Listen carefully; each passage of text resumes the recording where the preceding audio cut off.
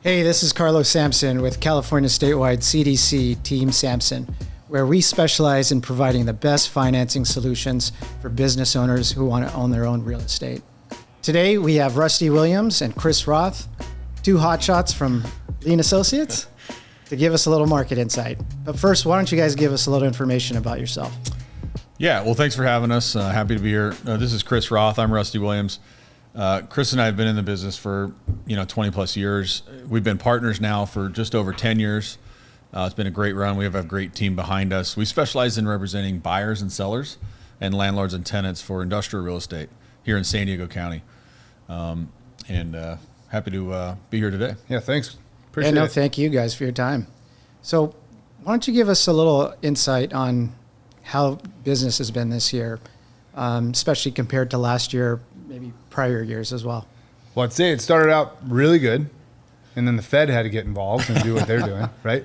So, I mean, it was really, it was just like carried on from 2021 and 2020, which was a great year, minus the 2 to 3 months of the early shutdown for COVID.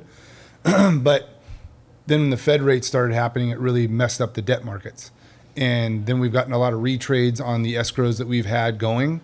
And that trend has continued because every time the Fed meets, they increase the rate and it creates volatility in the debt market. And it's just been more and more of a retrade market. We luckily haven't lost a lot of deals. Yeah. Knock it. Yeah, that's true. It's fair. But it's become a much more challenging time to get a deal across the finish line. I mean, it used to be the case, literally everything sells. I don't care what it was, you'd sell it. Sure. And you'd probably get multiple people wanting to buy it. And in some cases, in the good assets, 10, 15, 20 offers was not unheard of. The equity markets and the debt markets have really been a challenge. And so a lot of times on these, larger industrial investment type opportunities, the equity partners are pulling back. They call it putting their pencils down, meaning they're stopped analyzing deals and they just kind of pulled back. That's been a real challenge. We've lost, a couple deals, a couple equity partners. The sponsor still stays involved and buys it, but the deal structure has to change and you need more time, and frankly, they can't pay as much on the price. So we've had several significant retrades, but you see that across the board on pretty much everything right now. What we're also seeing, which is interesting, we talked about, is the fact that the industrial investment opportunities, those investors are pulling back a bit, which is freeing up those buying opportunities for owner users. And so I think what we'll see probably in the later half of this year and early next year is more opportunities for these owner users to come in and find buildings that otherwise were getting gobbled up by institutional investors. Well, I get excited when I hear you talk about a little transition from the investor market pulling back and maybe creating opportunity for more users. That's what we specialize in, right? Yeah. But you also bring up a great point with respect to deals being retraded. Certainly a big concern of mine, especially when I think appraisal values. Certainly it's a topic of concern for many people out there. Deals go into escrow. You order the appraisal values, deals get retraded.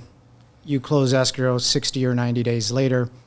So what do you see on a go forward for these newer deals coming into escrow now that deals are being retraded and this may be impacting market comps for appraisal values? I mean, are these going to come in, or what's your opinion? I think we always try to do a pretty good job, no matter what the market is, to ensure the appraiser is getting the relevant information. I mean, we're doing a deal right now where I just got some metrics from one of the underwriters of a bank, and it was shocking how far off they were on the minimum average price to the maximum average. I mean, like this range was so far off. So it's extremely important that we're providing comps as well for them to review and walking the property and explaining why the property is different compared to comps, or better or worse, or however, to make sure that they're using the right information. I don't know if you want to That's add a huge part of it, right? So it's one thing to provide an appraiser comps, and you hope that the appraiser is professional and he knows what he's doing and he's done his homework and he's capable, or her, but sometimes they don't know. And so what we always do is provide them the comps, and then we have a specific matrix that goes into each comp that shows, because not all two buildings are the same. So if you have a plus or a minus in this category, this building had a yard. This building had 2 floors of office, the subject doesn't. You have to really break it down that thoroughly to compare your building, the subject building, to these comps, so that the appraiser, you make it easy for him to understand, this is why this is relative and this is why it's not. We take that extra step. It's important. Well, it's great to hear that you guys actually take that extra step.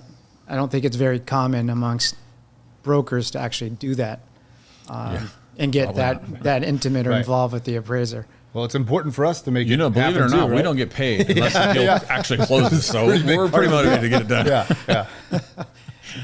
Well, that's awesome. Well, I'd just like to end this by maybe asking you guys, if you don't mind giving or sharing some of the reasons why you choose to do business with us or refer your clients to Team Sampson at California Statewide. Yeah, I'll jump in on that one. I mean, we've done several deals together. The largest owner-user deal that we ever did as a team was with you guys. And I was just thoroughly impressed with the communication, the follow-through, the professionalism, and just being upfront and honest about realistic timeframes. We've done a lot of SBA-type deals, and we prefer to work with you guys because of your communication, the speed at which you're able to operate, the team that you have supporting you guys. We're just really impressed. Our clients love you guys. So we've just been really happy overall with the way you guys operate. Yeah, and you it's like they always say, you want to work with people you like. We like you guys. We trust you guys. We've worked with banks that we directly will refer to, but at the end of the day, we don't know the best bank for the client.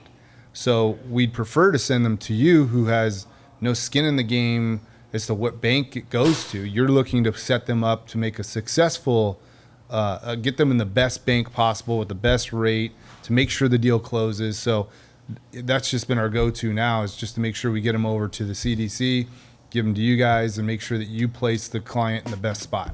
Well, it sounds like we'll be seeing or hearing more from you guys here in the coming months with the anticipation of potentially more user deals. I think COVID has created huge amount of opportunities for more experienced brokers such as yourselves with the bigger deals, the investor market, and maybe with a little bit of a pullback on that side of the business. We're certainly looking forward to seeing you more on the user market. Hopefully, Absolutely. man. Yeah. Let's do some deals. Thank you very much for everything, your business and the insights today. Rusty, Chris, so how do our viewers find you guys on social media? Yeah, we have a website, it's thewilliamsrothgroup.com. And we have a Instagram following, LinkedIn. Facebook, LinkedIn. Instagram is Williams Roth Group is our handle. I think that's how you call it. Yeah. And for those who enjoyed this content, please hit like and send us a comment. Thank you.